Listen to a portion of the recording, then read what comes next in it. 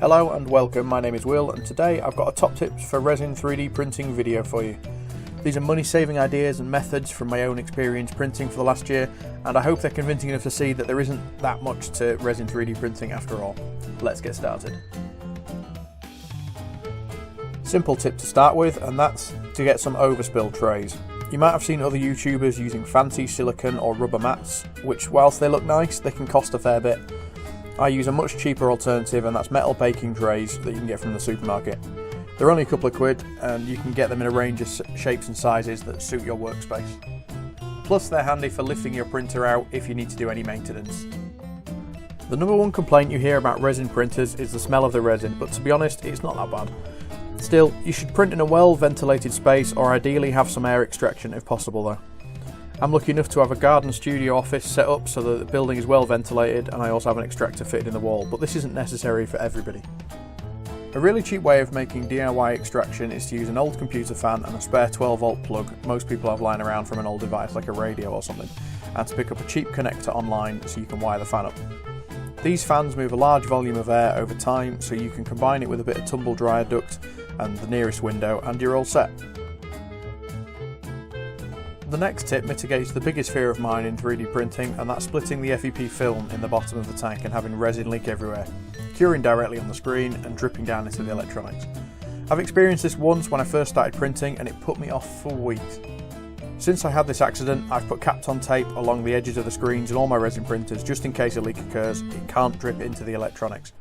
This allows you to clean up any spilt resin on the screen and hopefully saves you a screen replacement as well.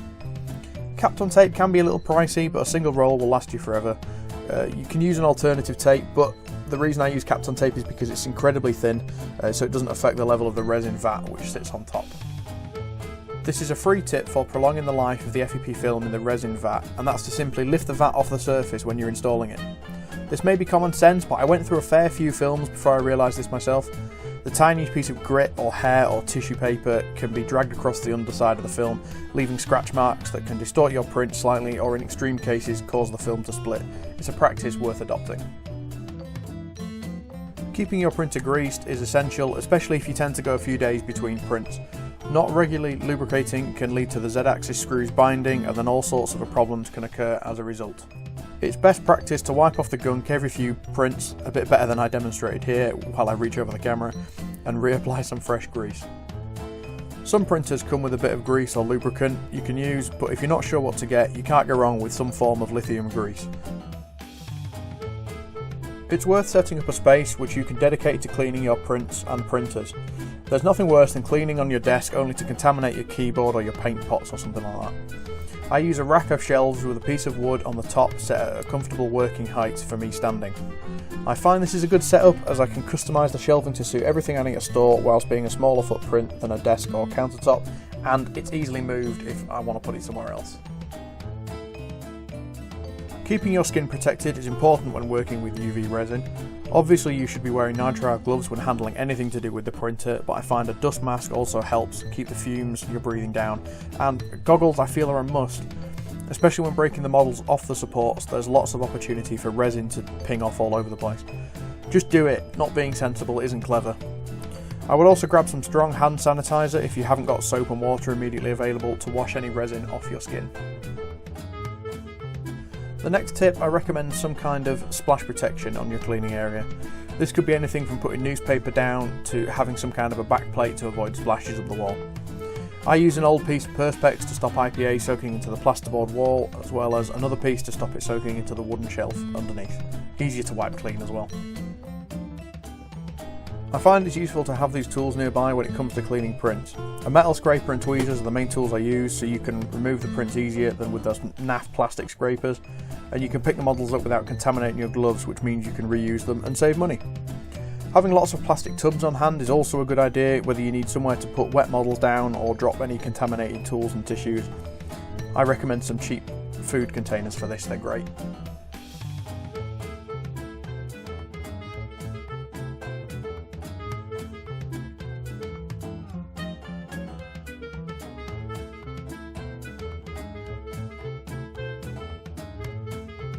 Using the drip attachments that come with some printers is worth doing. It's tempting to take the build plate straight out to get to your models, but over time, the resin that's wasted by not letting them drip can add up. I would leave them dripping back into the vat for at least 5 minutes every time.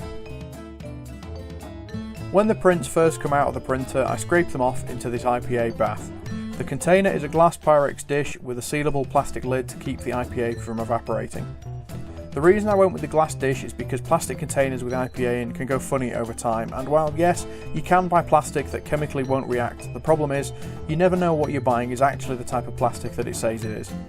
Play it safe and invest in a more reliable container, better than coming in one day to find IPA leaking everywhere, as has happened to me in the past.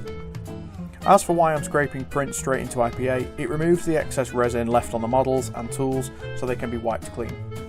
I use 99% IPA as I find it cleans noticeably better than lower concentrations, but this can be harder to find at a decent price. Anything above 95% IPA will clean well enough though.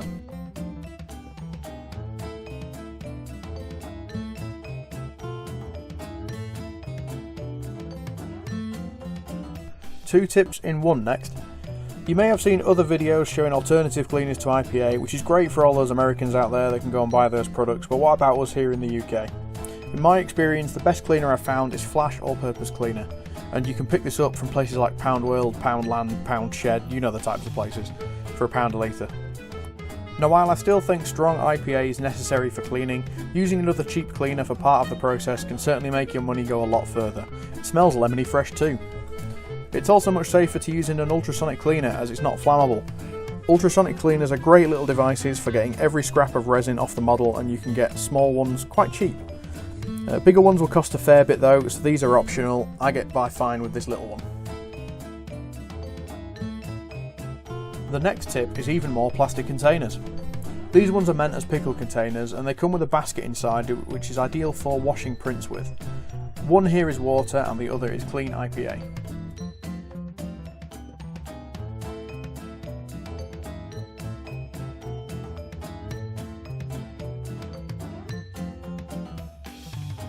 The prints come out of the ultrasonic cleaner and into the water bath to rinse off.